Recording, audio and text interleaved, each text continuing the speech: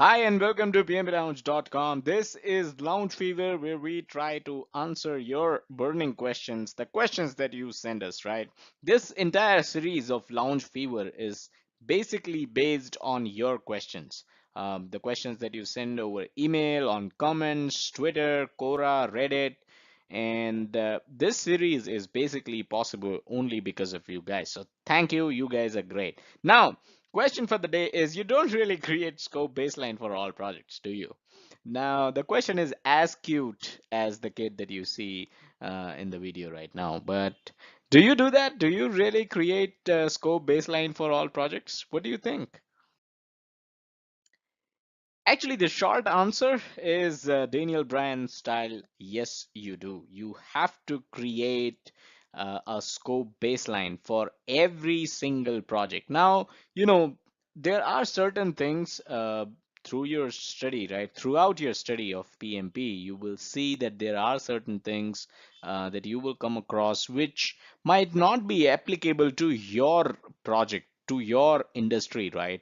If you're I have one of the classic examples that I like to give all the time is if you're doing a software project and if everything that you're doing is being built in-house, you don't really have anything to procure, right? So there's no procurement management applicable to your project.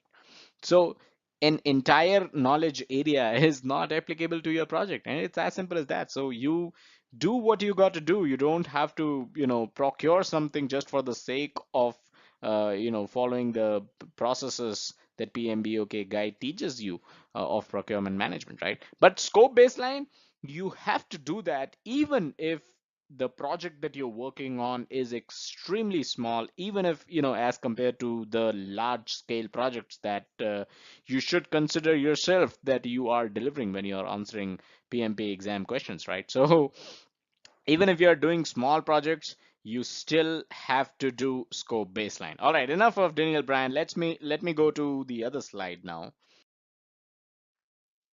So, like I said, even if you're delivering a very small project, you still have to have a scope baseline. And let's say you don't have a scope baseline. Let's say you decide to go solo without the scope baseline. What is going to happen, right? I have certain questions, and the answers to those questions itself will kind of explain why you definitely need a scope baseline, no matter the kind of project you're handling, no matter the size of the project, no matter the industry of the project you are delivering the project to, right? So let's say you don't have a scope baseline. What would you track your project's progress against, right? So everything that kind of track throughout your project, you are tracking against the baseline, the scope baseline that you have, right? So let's say in your scope baseline, you have 20 features that you need to deliver, and that's the baseline.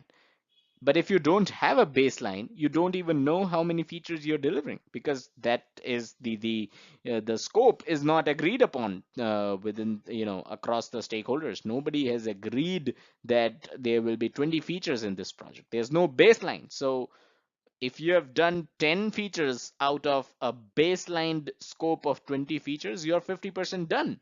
But if you have delivered 10 features out of 20 features which are not baseline, tomorrow you might think you're done 50%, but tomorrow you come to the office and you find out that there are two other features that are nominated for your project, right? So the count of scope has gone from 20 features to 22 features. And you might have done 10 features, but since there's no baseline, how in the world are you going to track the progress of your project? The other question is, how would you assess the impact of a change? If there's a change, let's say there's a change request, how would you know what is the impact of that change unless you have a baseline scope, right? So if there's a change and you realize, okay, this change is going to take 2 weeks of time, and if I have to meet the deadline of my project, I need to kind of remove one of the other features just to accommodate this change. Now, if there's no baseline, which feature do you remove? Who do you talk to?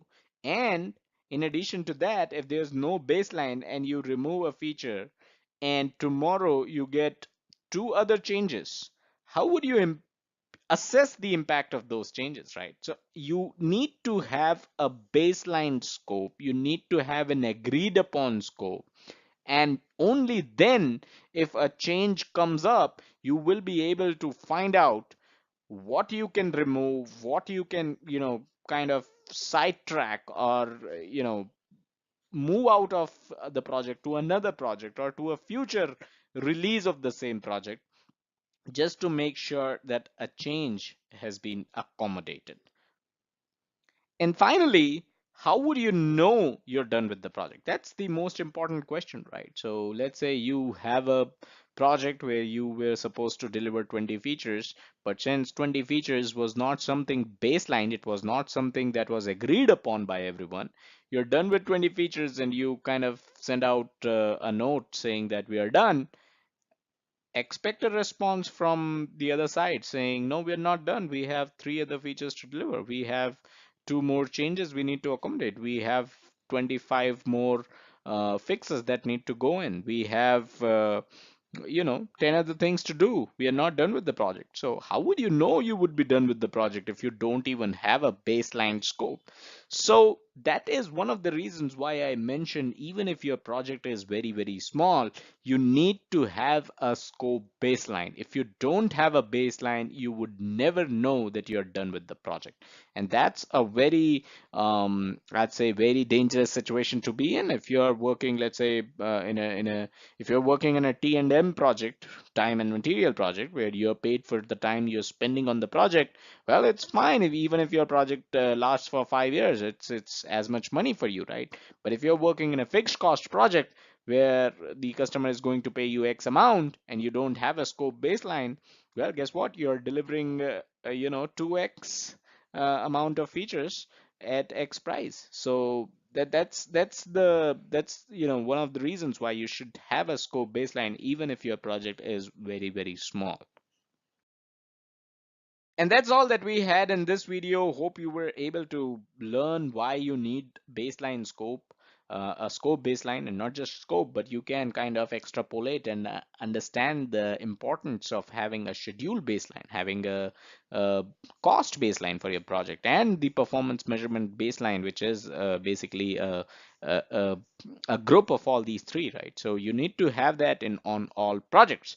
Subscribe to this YouTube channel if you haven't done so already. Check us out on our social media, facebook.com/PMP Lounge and twitter.com/PMP Lounge. If you have any such queries, if you want us to create videos on your queries, you need to have an interesting query for that. So send them to pmplounge@gmail.com, and don't forget to check out the website pmplounge.com, your number one free resource for PMP certification and project management industry information. Thank you.